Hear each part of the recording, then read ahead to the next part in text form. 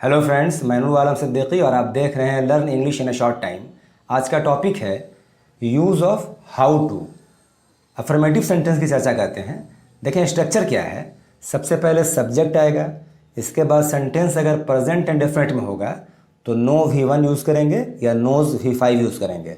अब V1 और V5 कहाँ यूज़ होता है इसे हमने प्रेजेंट एंड डेफिनेट में डिटेल में पढ़ाया है। उस वीडियो को आप ज़रूर देख लेंगे, लिंक नीचे डिस्क्रिप्शन में दिया गया है। और अगर सेंटेंस पास्ट इंडेफिनिट में होगा तो हमें पता है पास्ट इंडेफिनिट में वर्ब का सेकंड फॉर्म यूज़ करते हैं, तो ये नो का V2 क्या हो जाएगा, न्यू। तो प्रेजेंट इंडेफिनिट में नो या नोज होगा, जबकि पास्ट इंडेफिनिट में V2 न्यू हो जाएगा। और उसके बाद हाउ टू यूज़ करेंगे, वर्ब का पहला फॉर्म V1, उसके बाद ऑब्जेक्ट। एग्जाम्पल देखते हैं। देखें, I know how to operate computer. Structure से टैली करते हैं। देखिए, आई सब्जेक्ट हो गया, नो का यूज़ हुआ, हाउ टू ऑपरेट वर्ब हो गया, कंप्यूटर ऑब्जेक्ट हो गया।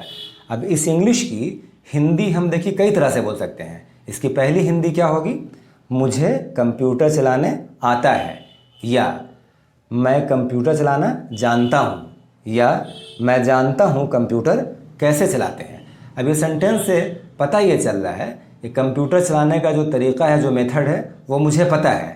तो इस तरह से हाउ टू का इस्तेमाल हम उस सेंटेंस में जनरली करते हैं जिससे ये पता चले कि किसी काम को करने का तरीका या मेथड किसी को आता है। नेक्स्ट एग्जांपल देखें, he knows how to swim. इसकी हिंदी क्या होगी, वह तैरना जानता है, यानी वो तैरने का मेथड या तैरने का तरीका उसे पता है। इस सेंटेंस को भी अगर स्कैन करें, ही नोज़ वह जानता है, हाउ टू स्विम कैसे तैरते हैं। Next example, she knows how to speak politely. Hindi क्या होगी, वह विनम्रता से बात करना जानती है। देखिए, पोलाइटली की हिंदी क्या होगी, विनम्रता से। इसे उर्दू में बोल सकते हैं शाइस्तगी से। Next example, I know how to motivate students. Hindi क्या होगी, मैं छात्रों को प्रेरित करना जानता हूँ। कुछ पास्ट टेंस में देखते हैं एग्जांपल।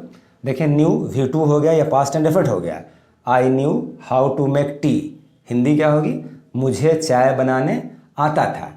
अब अगर सेंटेंस नेगेटिव होगा तो उसका भी स्ट्रक्चर वही होगा, टेंस का ही। प्रेजेंट टेंस, प्रेजेंट इंडेफिनिट का या पास्ट इंडेफिनिट का। देखें एग्जांपल क्या है।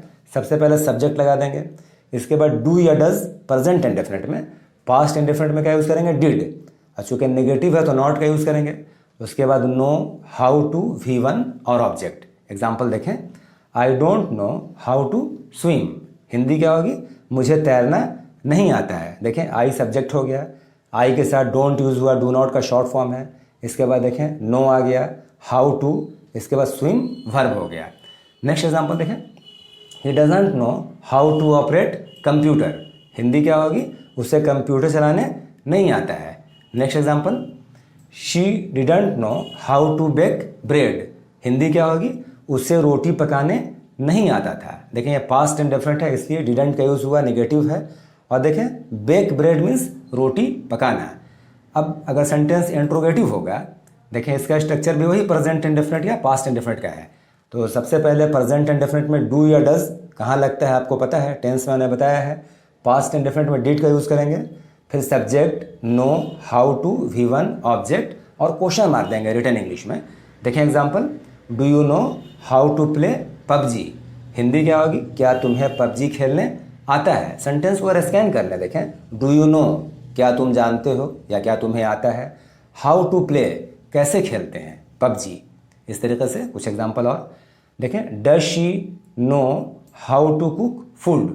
हिंदी क्या होगी, क्या उसे खाना पकाने आता है। अगर सेंटेंस को भी स्कैन करें, देखें, डज शी नो क्या वो जानती है या क्या उसे आता है, हाउ टू कुक फूड खाना कैसे पकाते हैं।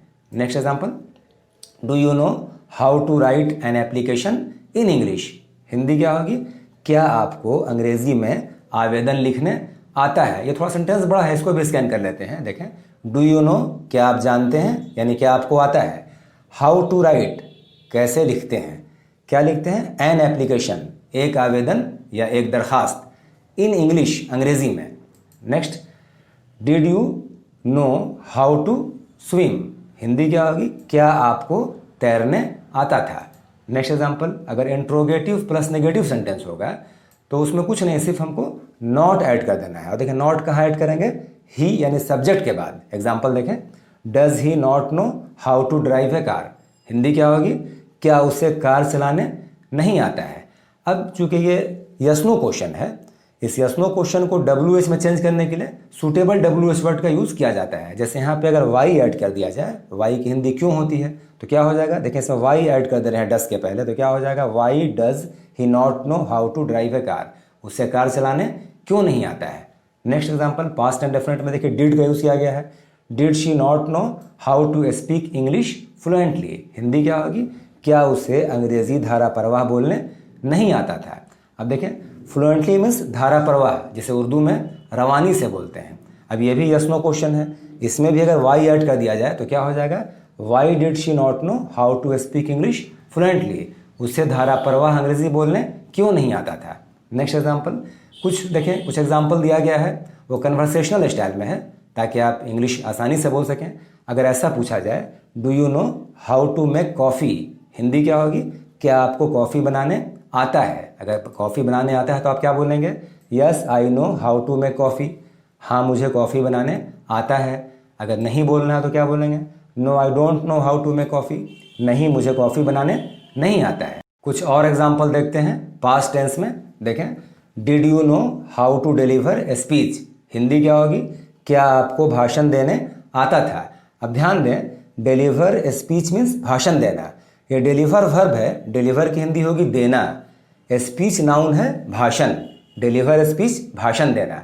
अब अगर आपको भाषण देने आता था तो आप क्या बोलेंगे, yes I knew how to deliver speech, Hindi क्या होगी, हाँ मुझे भाषण देने आता था। और अगर आप भाषण देना नहीं जानते थे तो क्या बोलेंगे, no I didn't know how to deliver speech, नहीं मुझे भाषण देने नहीं आता था। आज के लिए इतना ही। मुझे लगता है आपने हाउ टू के यूज़ को बिल्कुल आसानी से समझ लिया होगा।